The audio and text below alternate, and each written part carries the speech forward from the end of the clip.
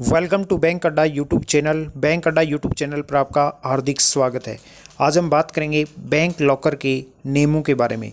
हाल ही में आरबीआई ने एक गाइडलाइन जारी कर बैंक लॉकर के नियमों में संशोधन किया है।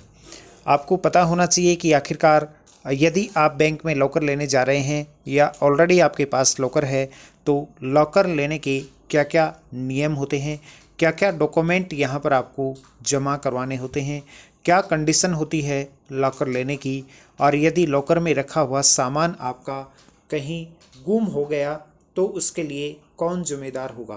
कंप्लीट पूरी डिटेल से आज के इस टॉपिक में हम बात करेंगे। बैंक लॉकर के उपयोग को लेकर लोग आज भी भ्रमित हैं। हाल ही में एक खबर आई थी कि लॉकर में रखे नोटों को दीमक चट कर गई। सवाल ये उठता है कि क्या बैंक ऐसे किसी नुकसान की भरपाई के लिए जिम्मेदार हैं। दरअसल बैंक लॉकर नकदी रखने के लिए नहीं है। भारतीय स्टेट बैंक की वेबसाइट पर मौजूद revised self deposit locker agreement के मुताबिक केवल वैध उद्देश्यों जैसे ज्वेलरी और दस्तावेज जैसे कीमती सामान रखने के लिए लॉकर का इस्तेमाल किया जा सकता है। अर्थात आरबीआई ने जो गाइडलाइन जारी की है उसमें आरबीआई ने क्लियर मेंशन किया है, क्लियर लिखा है कि लॉकर में आप पैसे नहीं रख सकते। लॉकर में केवल और केवल आप अपने ज्वेलरी यानी कि आभूषण या फिर आपके किसी भी प्रकार के कोई डॉक्यूमेंट आप रख सकते हैं। कैश या करेंसी के लिए उपयोग आप लॉकर को नहीं कर सकते।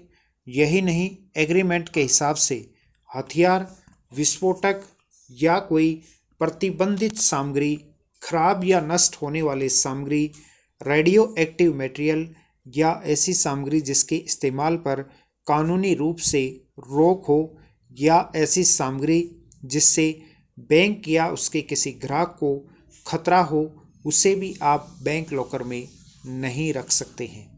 यानी कि कुल मिला के बात यह है कि आप लॉकर में वो किसी भी प्रकार की ऐसी चीज़ नहीं रख सकते जिससे किसी अदर कस्टमर को या बैंक को नुकसान होता हो।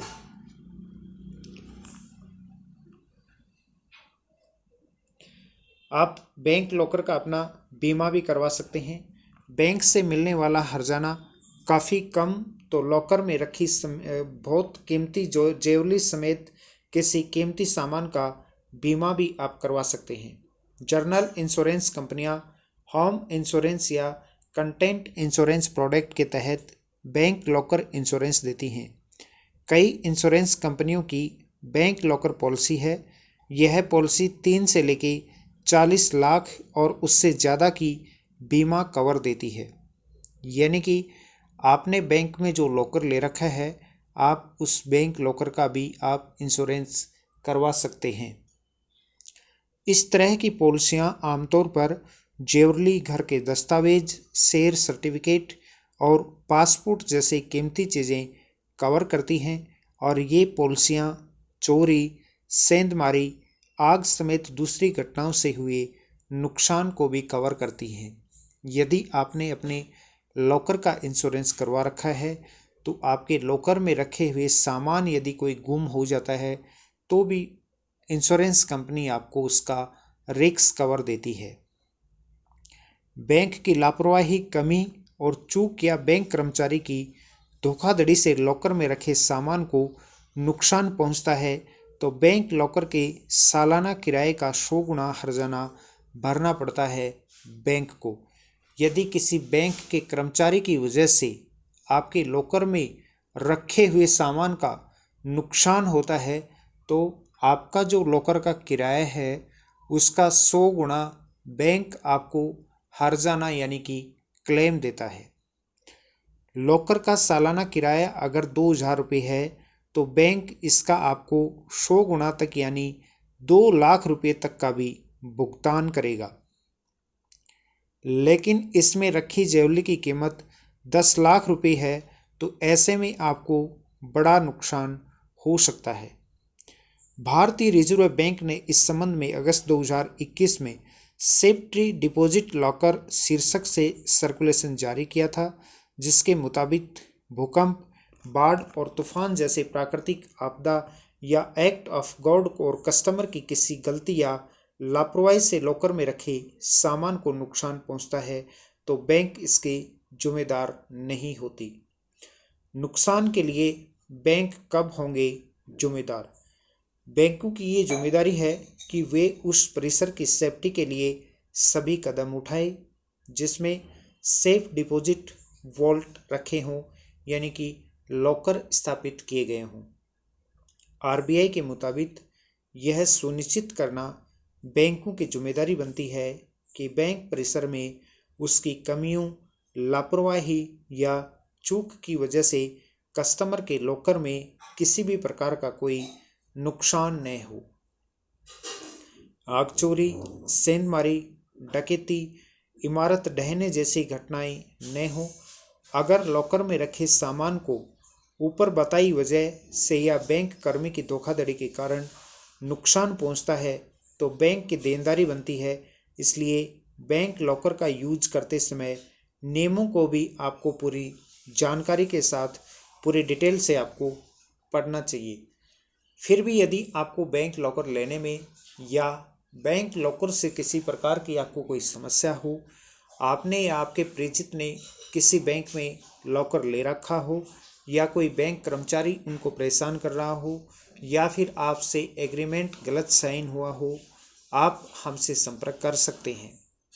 लॉकर किस प्रकार से लिया जाता है, कौन से बैंक में लेना चाहिए, कितना लॉकर के ऊपर आपको इंटरेस्ट रेट लगता है, इन सभी जानकारियों के लिए आप हमसे संपर्क कर सकते हैं।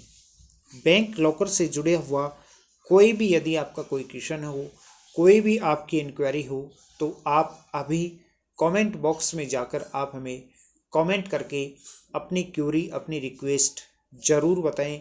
हम आपको उचित सॉल्यूशन ज़रूर बताएंगे। आप बैंकिंग, फाइनेंस और इंश्योरेंस से जुड़ी हुई किसी भी सर्विस के लिए आप हमसे संपर्क कर सकते हैं। Mutual fund, SIP, life insurance, term plan, home loan, personal loan, credit card, income tax return, आपकी गाड़ी का इंश्योरेंस करवाना हो, two wheeler, four wheeler, car, bike, truck का इंश्योरेंस यदि आपका करवाना हो तो भी आप हमसे नीचे दिए हुए नंबर पर अभी संपर्क कर सकते हैं। हम सभी कंपनियों के इंश्योरेंस बहुत कम प्रीमियम पर आप घर बैठे हमसे करवा सकते हैं। अधिक जानकारी के लिए आप हमसे फेसबुक, इंस्टाग्राम, ट्विटर पर भी जुड़ सकते हैं जिसका लिंक नीचे डिस्क्रिप्शन में दिया हुआ है। सोशल मीडिया पर हम ऐसी ही महत्वपूर्ण जानकारियाँ नियमित आप लोगों के साथ शेयर करते रहते हैं। आप चैनल पर नए हैं या चैनल को सब्सक्राइब नहीं किया है तो घंटी वाले निशान पर क्लिक करके चैनल को सब्सक्राइब जरूर करें, जिससे आपको बैंकिंग, फाइनेंस, इंश्योरेंस से जुड़ी हुई सभी महत्वपूर्ण जानकारियाँ सबसे पहले आप तक पहुँच पाएँ।